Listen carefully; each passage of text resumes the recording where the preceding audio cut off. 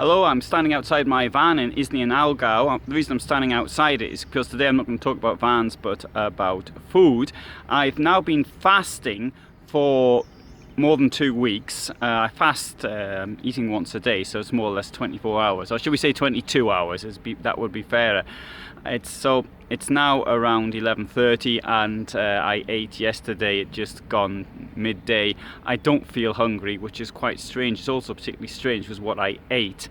Now, so far in my fast I've been eating vegetables and lots of nuts. Now, nuts that provide the oils. I also eat lots of olives as well.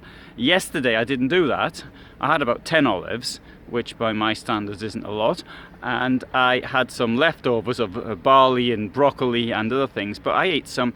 I was cleaning out my van, I was looking for some razor blades, and instead of finding razor blades I found some matzah, and the eat by date or use by date was still a little bit of time, but 6 weeks left or something. But all the same, I fancied the matzah, and I ate the matzah with butter, and I have 150 grams. Now, a carbohydrate, this shouldn't really fill you up at all. It's nice to taste, but it shouldn't do anything at all. For some reason, it seems to have worked. I don't know if this means I've gone completely in ketosis or whatever, but I'm really not particularly hungry now. What I'm going to do in a few moments, I'm going to start making my meal. Now, when you go into ketosis or try to go into ketosis, there's certain things you shouldn't be eating, such as potatoes, such as beans, and other things because of the effect that they have on insulin.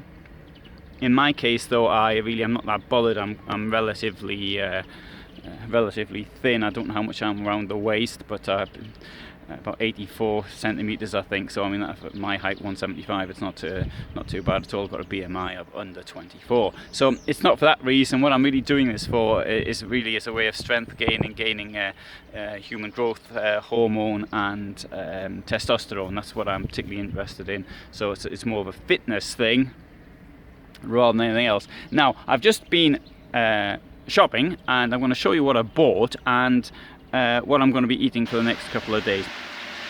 So I've put out my shopping here. This little lot here cost 14 to 15 euros, something like that. Can't quite remember now. This will do me for the next couple of days. It's not the only things I'll be eating, because I've still got plenty of nuts in the van, and some of the things, for example, I certainly won't get that many potatoes and that many onions. Or indeed, I won't be eating all the ginger or the garlic in that time either. Now, the garlic is a powerhouse of nutrition. I can chop them up and then swallow it like pills. What you do is you chop the garlic up, for example. You've got to leave it for about 10 minutes to react with the air, and then you swallow it. With ginger, I more or less, once I've cut it up, and then I'll eat it almost immediately. I don't know if anybody else does this with ginger. That's just my theory. There may be reasons not to do it. If there are, please let me know. I'm just here going off what I consider to be common sense. Onions, again, another thing which has got lots of nutritional benefit with onions. Lightly fry it. Sometimes I fry it without using oils, but if you do use oils, don't let them get too hot. Mushrooms, again, powerhouse of nutrition. It's one of the few natural sources of vitamin D. I'm also taking a supplement for vitamin K2, a natto supplement, which I believe is helps with the transporting calcium in the body when it's mixed with vitamin D3, which we get from sunlight. Got some watercress there, and potatoes. Now, potatoes are just about the last thing you want to eat if you're on a ketosis diet. Now, because the insulin effect of potatoes is roughly 20% more than it is, for example, for white bread. Nonetheless, potatoes have lots of positive things about them. Another thing which one shouldn't eat on the ketonic diet is beans, but to me, beans are really quite fantastic. Potatoes, beans, and together with things like beet greens, Swiss chard, have got lots of potassium in them, and potassium is one of the hardest of all the elements to actually find in the correct quantities that we actually need it. Now, how much potassium do we need? It's either between 3.5 and 4.7 grams per day. It's quite a lot, really, considering how much you're actually going to find in different foodstuffs. That's what RDAs, because they change from country to country and organization to organization. What people did hundreds of years ago to get that much potassium. I really haven't got a clue. I've also got some tomatoes, and there's a lot of potassium in tomatoes. I've got 2 types of tomatoes. I'm going to actually use these ones here for cooking in, so I'll do a little bit of light cooking with that, a bit of olive oil, and I'll mix in some herbs.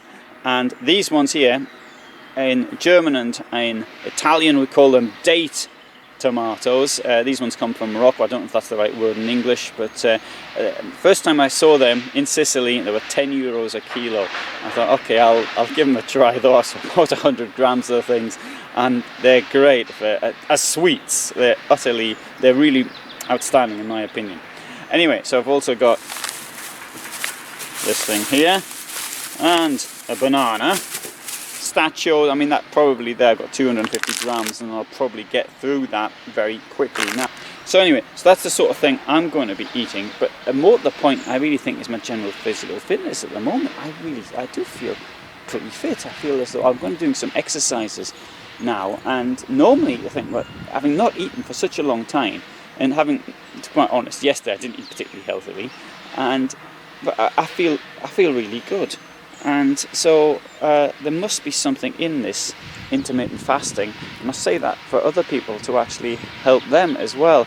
This is, in my case, it's very unscientific. You know, I didn't weigh myself before starting, because I haven't got any scales in the van, and I didn't even measure my waist. But I think I'll know that from my trouser belt as soon as I put my suit on again. So if I might be going to a business meeting in a couple of days' time, so I'll put a suit on for that. So, but I think for me it seems to be working. Now, you cannot fast in certain conditions. I know a little bit about gallbladder problems because friends have had them. So I mean, I'm the one that goes around looking up things on the internet and reads the medical reports.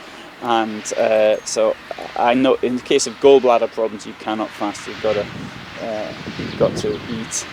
But I think for a person who doesn't have other problems, not pregnant, not a child, people under 18 shouldn't fast at all, then it seems to work very well for me. Anyway, so far, I don't know. If anything goes wrong, I will come back and report on that. On that you can be absolutely certain.